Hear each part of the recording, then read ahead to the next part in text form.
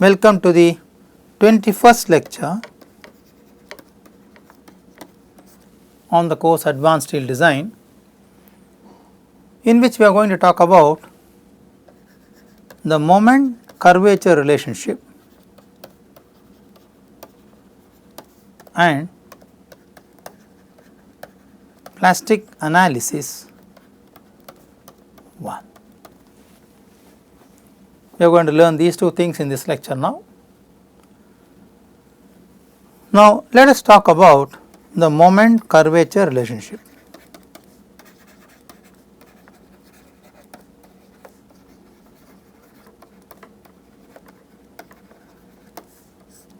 Which is M phi curve. Let us consider a simply supported beam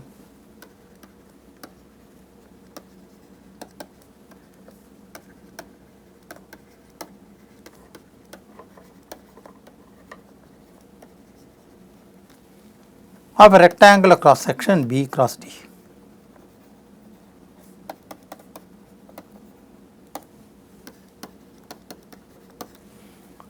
Okay. So, let us consider a rectangular cross section B cross D. We will draw it here.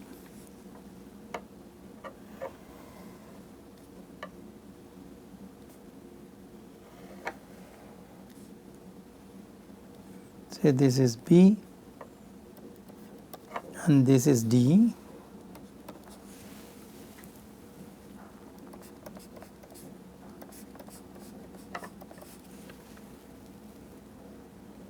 Or let us keep it as H.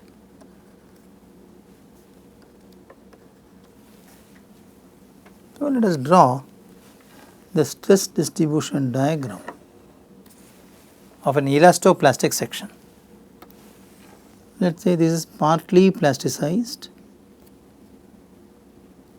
on the extreme tension and compression fibers, then the remaining is elastic. So, let us say this is the plasticized part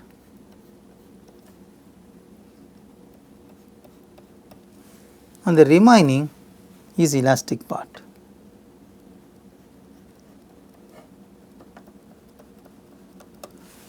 So, it is an elastoplastic section. Okay.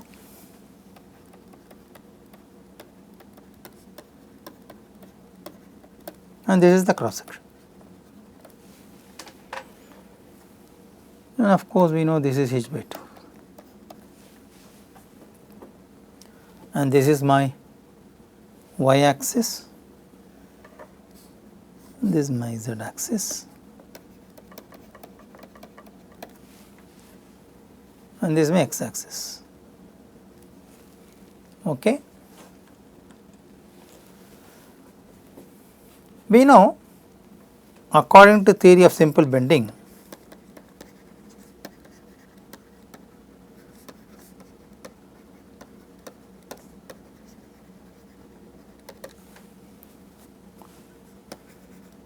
mz by iz is E by R, which is sigma at yield by y. Okay, let us see equation number 1.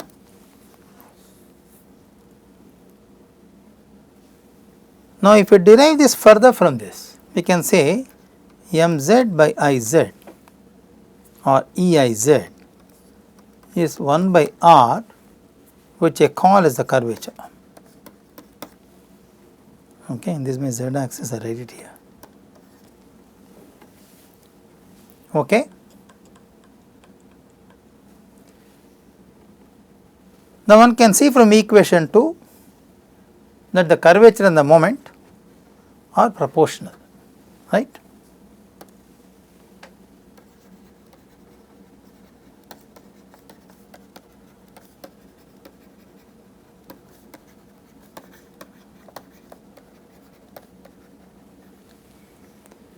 Any marginal increase in moment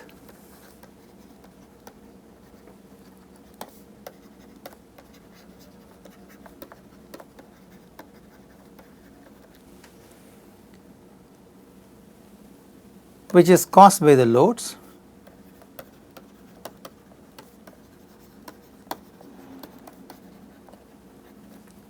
will increase the curvature.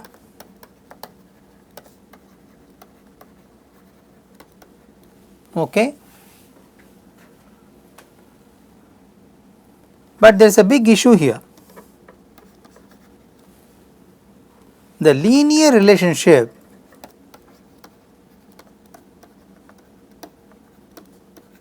between moment and the curvature is valid only up to limit of proportionality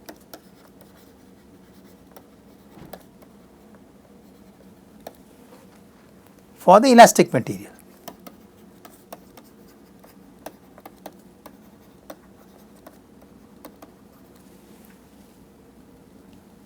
When the moment reaches yield value,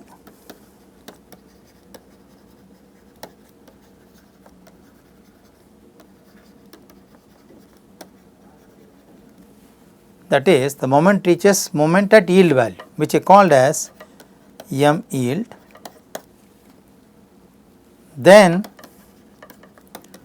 the relationship between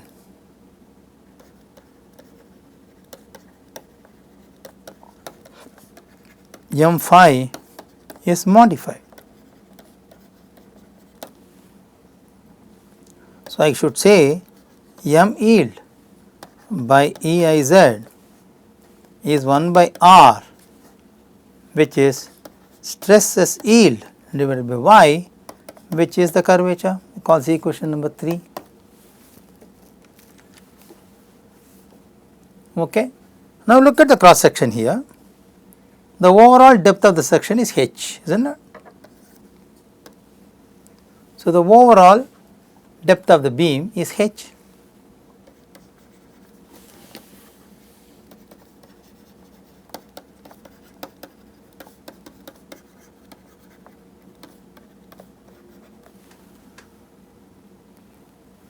So, hence y is h by 2.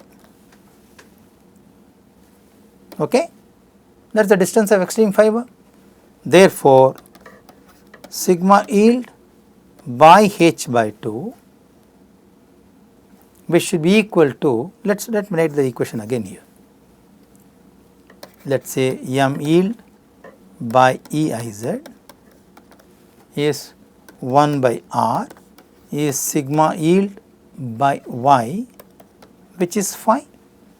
So, let us write sigma yield by h by 2 is E by R, or 2 sigma y by h is E by R, or 2 sigma y by EH is 1 by R, which is the curvature.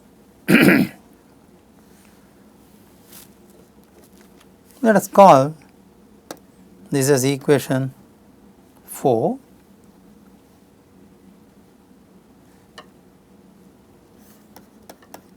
Equation 5 and equation 6. Now, after reaching yield,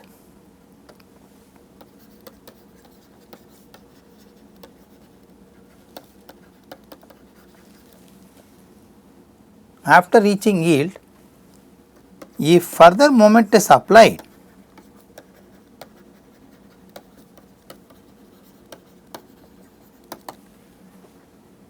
the section will get plasticized, we know that.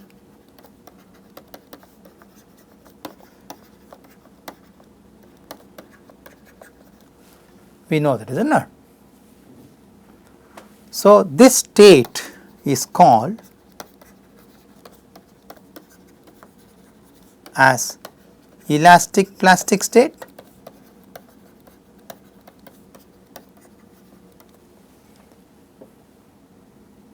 So, at this stage partially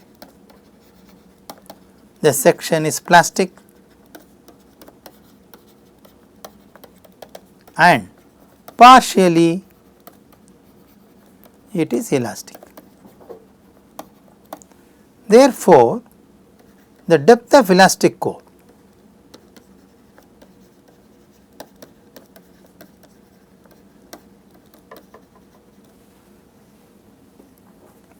is identified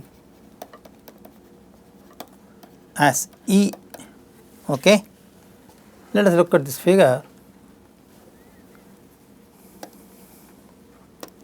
We call this as depth of elastic core E. So, E is depth of elastic core.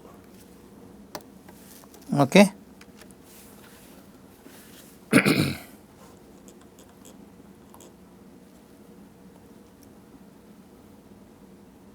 So, for elastic sections or for the elastic core, following expression is valid.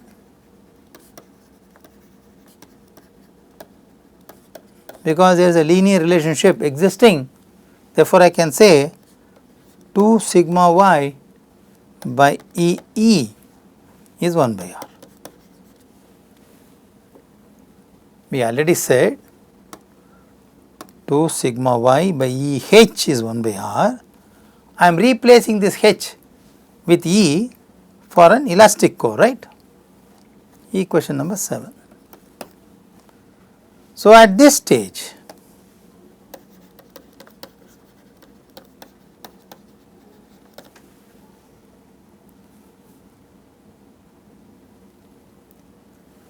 the linear relationship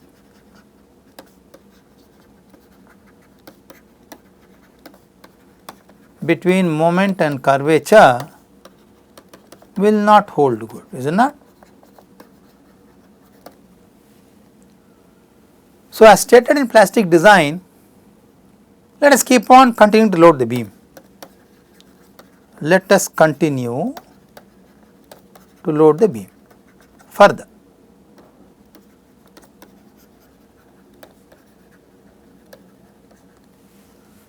What will happen?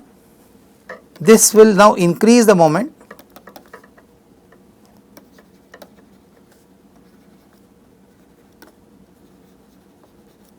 Increase in the moment beyond my, am I right? But the section will continue to carry the load. Why?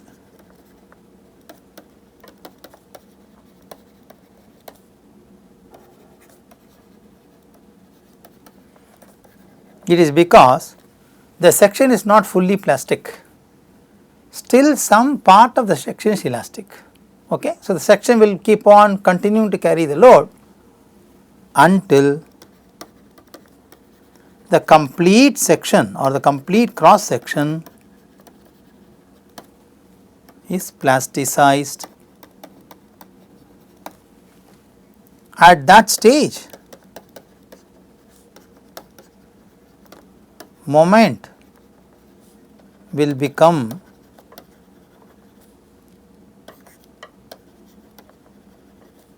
MP. So, when MP is reached,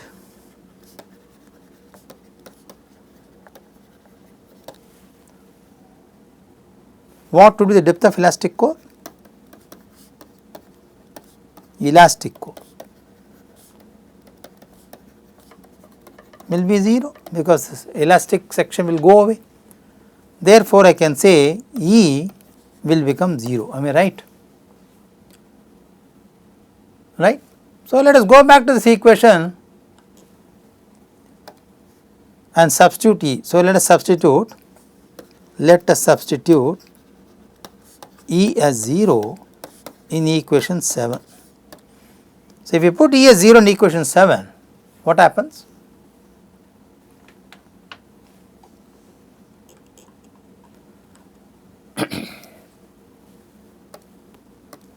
So, for E becomes 0, equation 7 will tend to become infinity, is it not? That is, 1 by r, which is the curvature, which is m by eiz, will become infinity, right?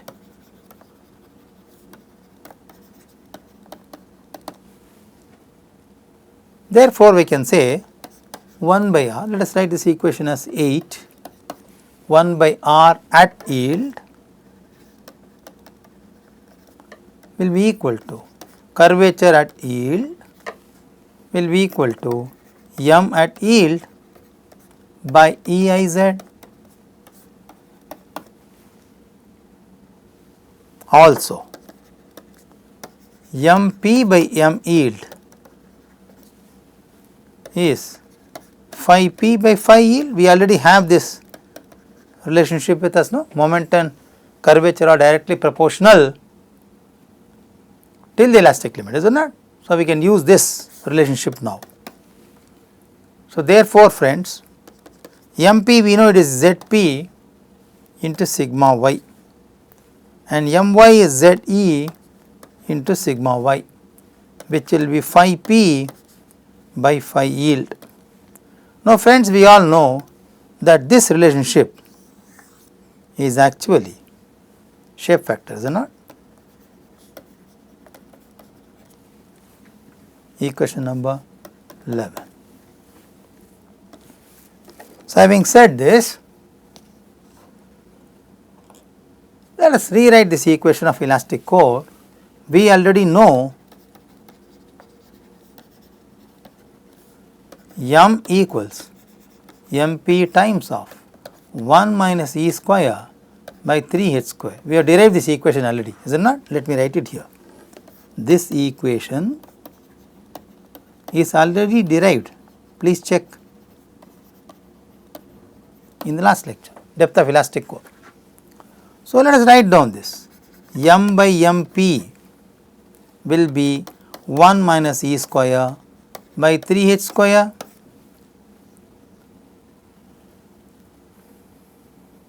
Okay. We also know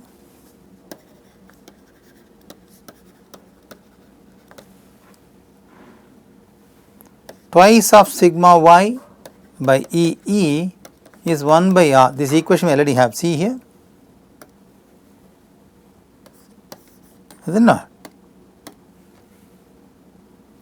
Which tells me 2r into sigma y by E is the depth of elastic core. Let us substitute this value here. So, I call this as equation number, this is 12. So, equation 12 now becomes m by mp, is it not? M by mp 1 minus E will be 2r sigma y by capital E. So, 2r sigma y by capital E the whole square by 3h square, which becomes 1 minus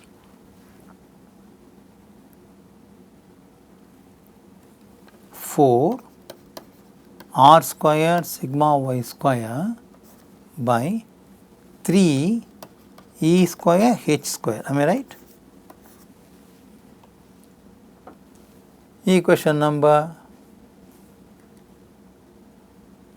this anyway is 13 and this becomes 14. So, therefore, m by mp is 1 minus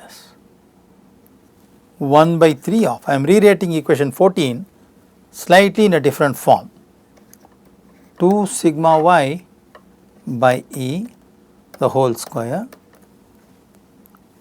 1 by h by r the whole square. Is it okay? Please check. 2 sigma y by E the whole square into 1 by h by r the whole square. Okay. Equation 15. I have rewritten 14, equation 14 is rewritten as, okay.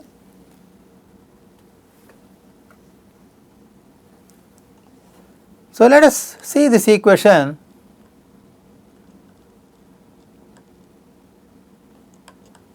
of curvature.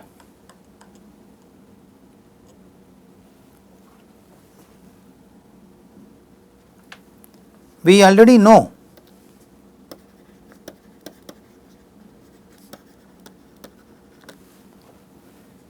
two sigma yield by E is H by R at yield. We already know this equation. So, let me substitute H by R yield from here to here. So, can I write this as now? M by MP will become 1 minus 1 by 3 of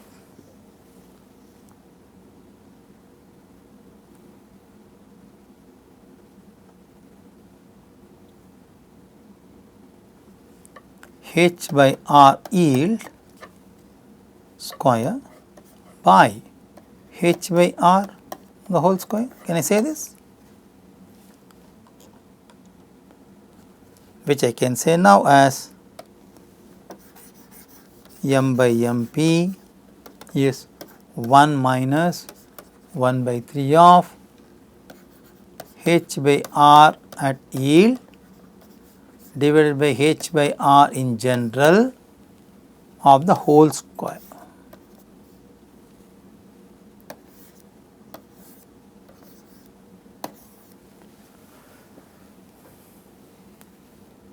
So, what does it mean?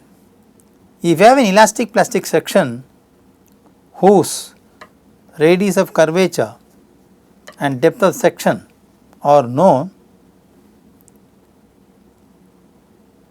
or if I know the MP of the section, which is ZP into sigma y, which we already know that ZP is Z elastic into shape factor into sigma y. In a given tables, steel table, ZE for different sections available and shape factor is also known. Okay. So, MP is known. Applied moment M is known because you know the load.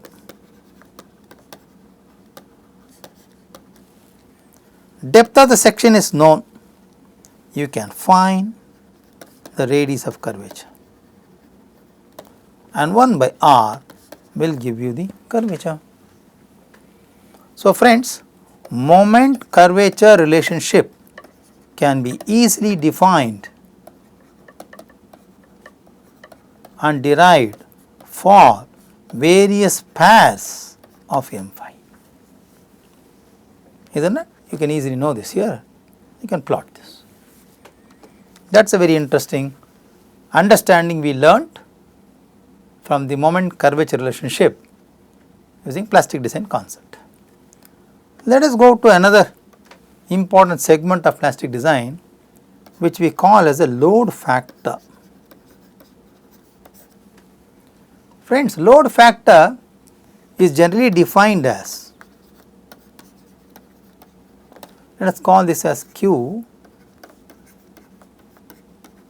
is defined as the ratio of collapse load to working load. Let us call this Q as collapse load to working load. Okay. We also know that applied moment M is proportional. Okay, let us say moment M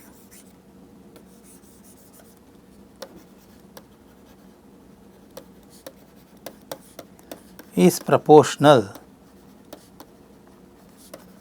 to the applied load.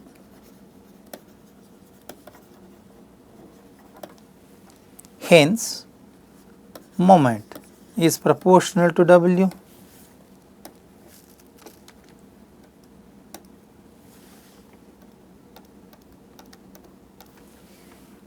So, therefore, MW is sometimes of WW. Okay, let us equate it to some proportionality constant.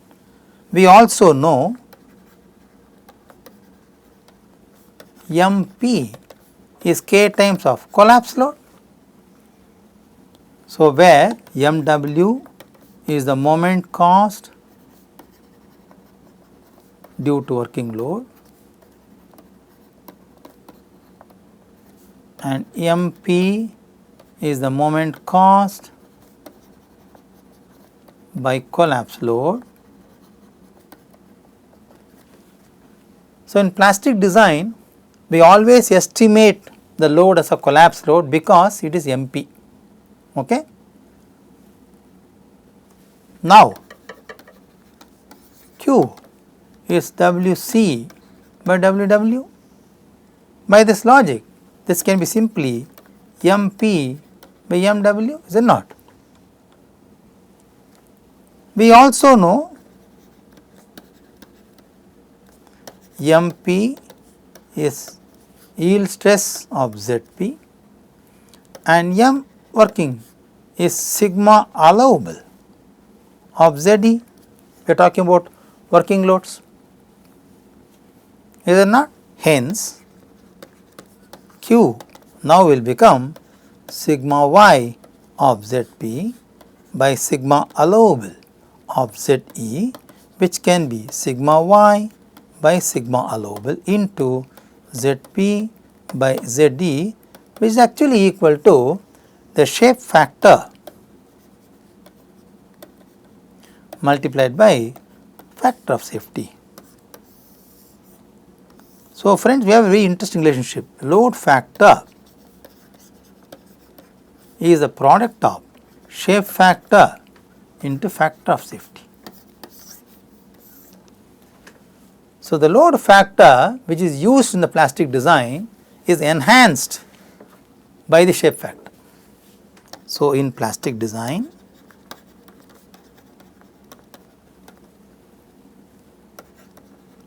factor of safety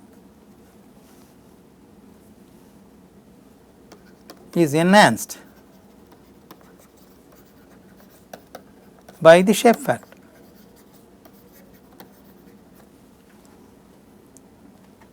So, this ensures that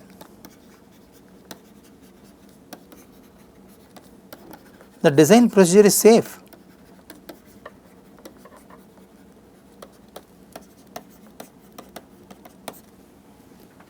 Okay. So, plastic design claims one more advantage.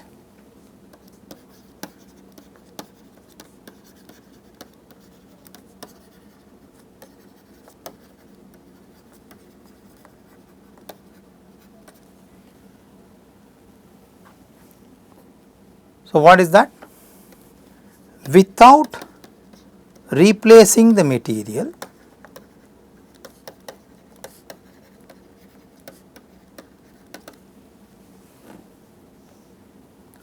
one can improve the moment capacity by simply choosing an appropriate geometry.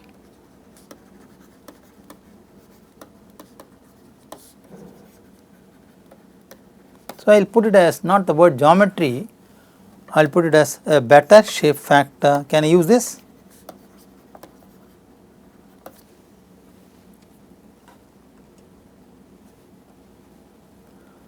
So, now we have done the shape factors for different rolled sections like open sections of L, T, channels, etc.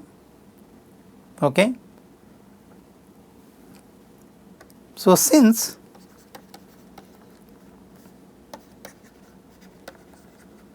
tubular sections which are closed and hot rolled have higher shape factor.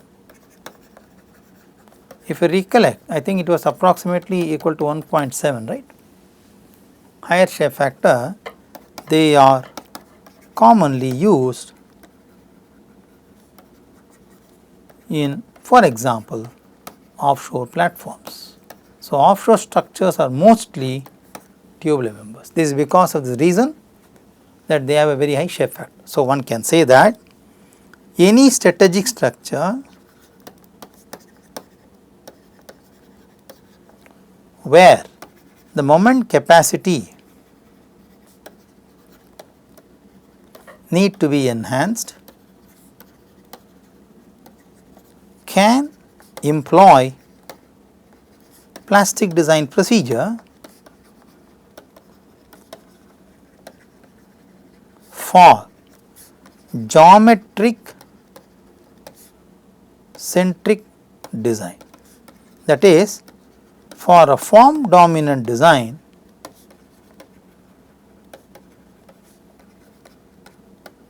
one can use plastic design and one can use cross sections of higher shape factor.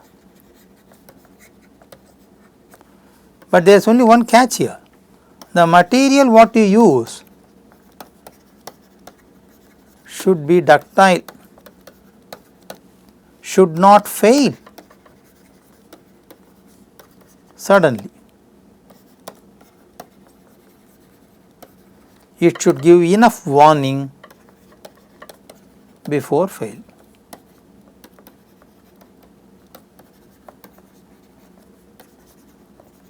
So, if you think about a material immediately in mind, you will find the steel possesses this advantage. Therefore, steel is the most successful and most prominent material recommended by engineers for plastic design of sections. That is the reason, otherwise there is no very fancy attraction about steel as a construction engineering material.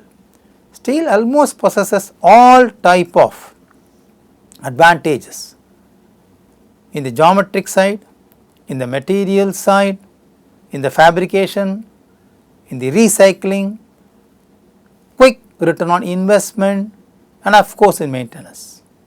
But the only issue what steel has is an environmental influence on the material, which is strength degradation because of corrosion.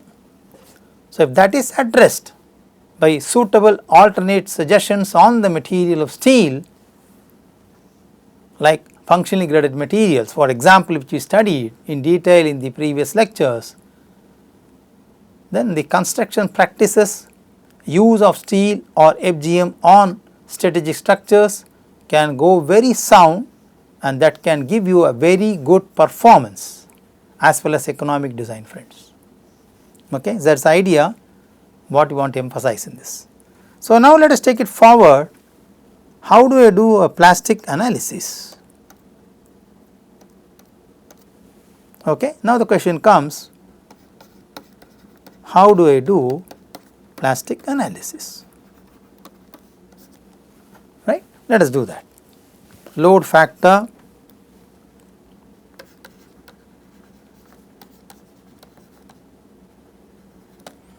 which is used in plastic design,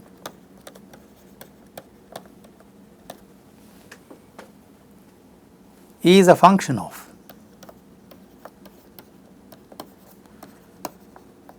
shape factor, right. So, the Q is shape factor sigma y by sigma allowable. If I say this is my factor of safety, so I can say that in plastic design the load factor is enhanced shape factor times the factor of safety. So, it is a very safe design. Okay. In plastic analysis, as we go further, we have a concept called mechanism.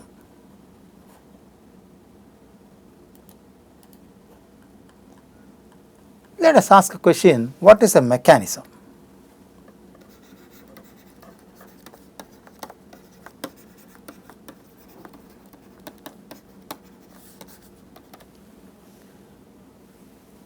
If a body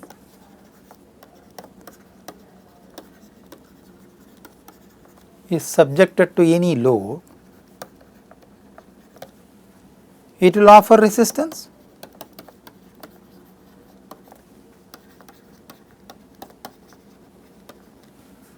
We call this as internal resistance.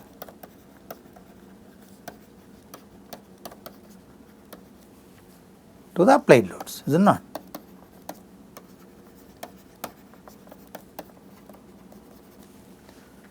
This process of offering resistance is otherwise termed as load carrying capacity.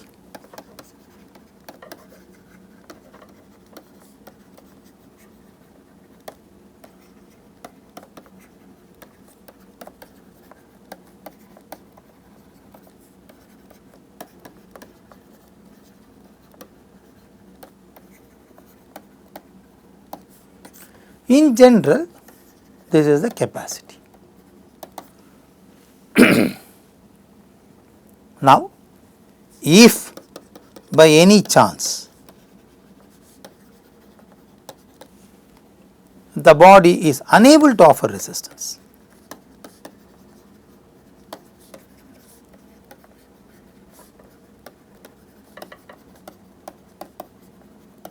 there may be many reasons for this.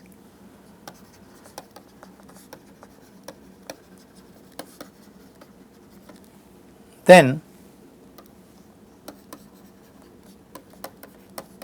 it is called a mechanism. So, mechanism is a simple definition of no resistance to load. Then what is a collapse load?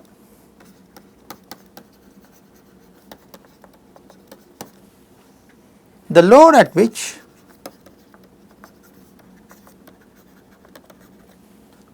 the body stops to offer resistance.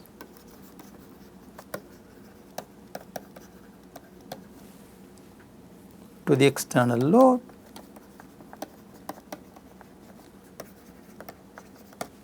is termed as collapse load. So, the structural system will become a mechanism under certain conditions. So, the question comes, when a structural system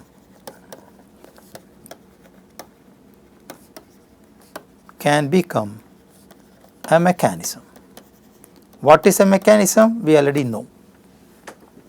Let us ask this question, when a structural system can become a mechanism? A structural system can become a mechanism only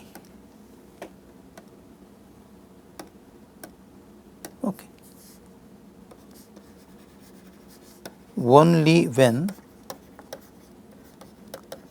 sufficient number of plastic hinges are formed.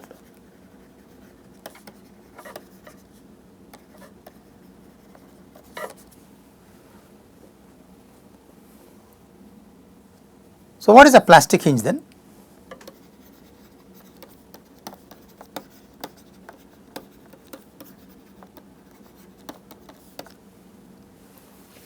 Plastic hinge is a connection or a joint or a cross section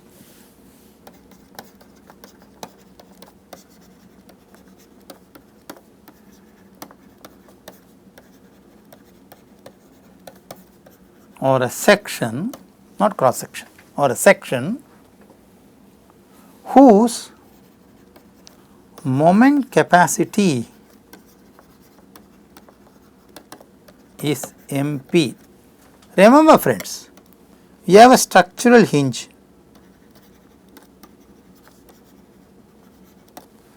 like roller support, like hinge support, is it not? Here the moment is equal to 0, whereas a plastic hinge is a section where the moment is not 0, the moment is equal to MP.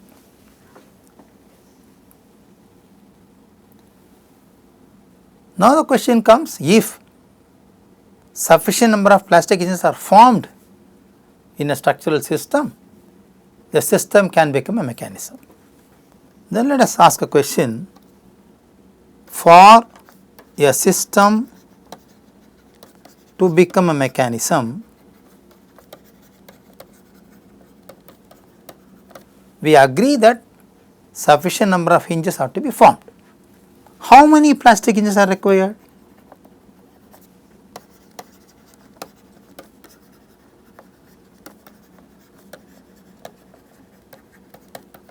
The answer is very simple. If the degree of static indeterminacy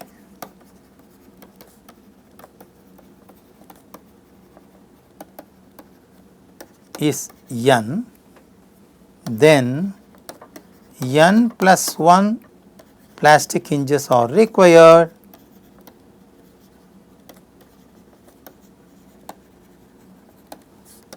to convert a structural system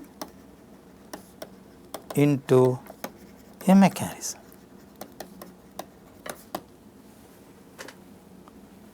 Then the question comes, where these hinges can form?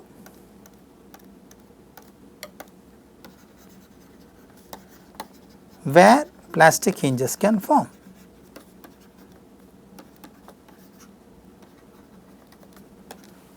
They can form at specific locations.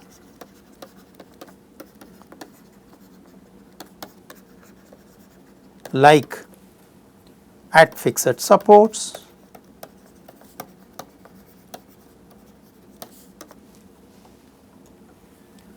at points of concentrated loads,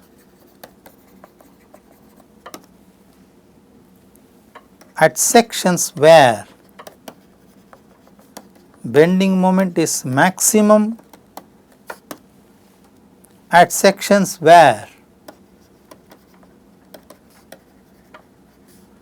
moment of inertia is changed in non-prismatic members. Let us say at fixed support, plastic hinge can form. At point of concentrated load, plastic hinge can form. At sections of maximum bending moment,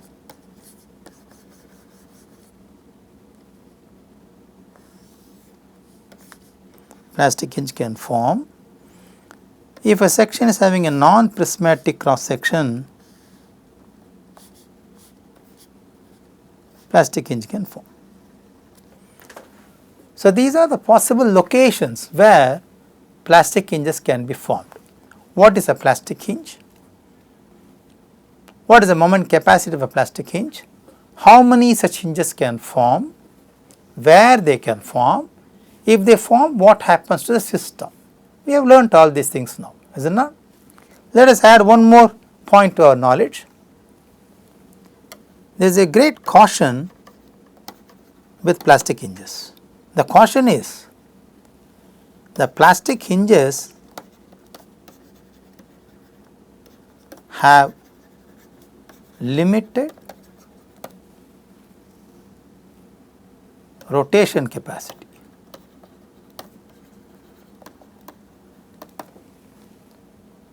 So, now there are some comments, observations what we can make.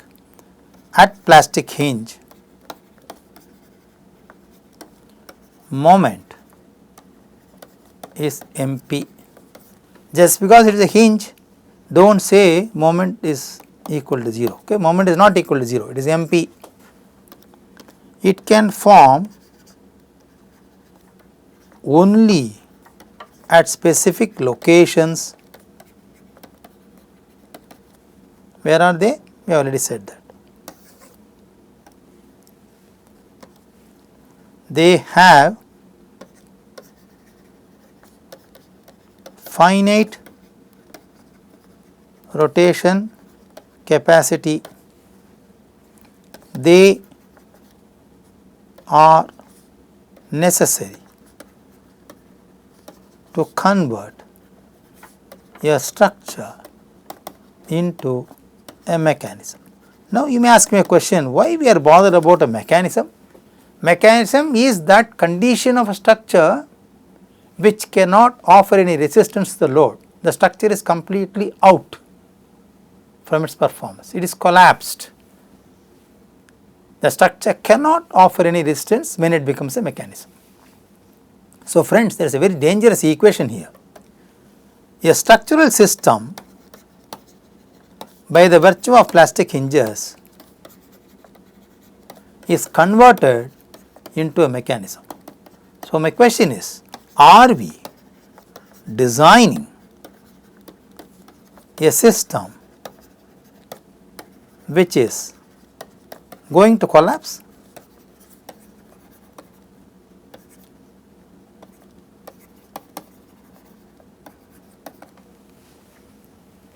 Friends, the answer is not we are designing a system going to collapse, we are going to estimate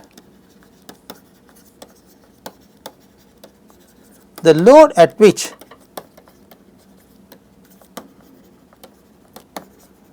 this collapse can happen. That is called as the collapse load. The process which helps us to estimate the collapse load is called plastic analysis. So plastic analysis is a procedure which helps us to find out the collapse load on a given structure. So friends, in this lecture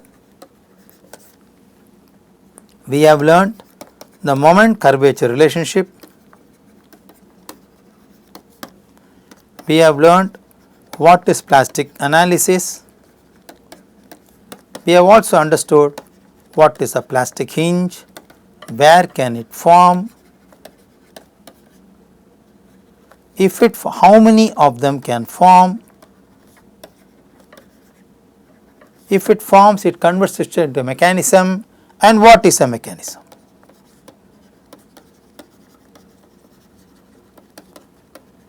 So in the next lecture we will start extending the learning process of estimating the collapse load using different theorems, which are static theorem, kinematic theorem and uniqueness theorem. Friends, you please revise these lecture notes, try to access to my textbooks referred in the website of this particular course, and keep on doing a lot of exercises for shape factor and estimating for different cross sections of geometric novelty, because they are very helpful in making you to hold the answers for this. Friends, there is one good news.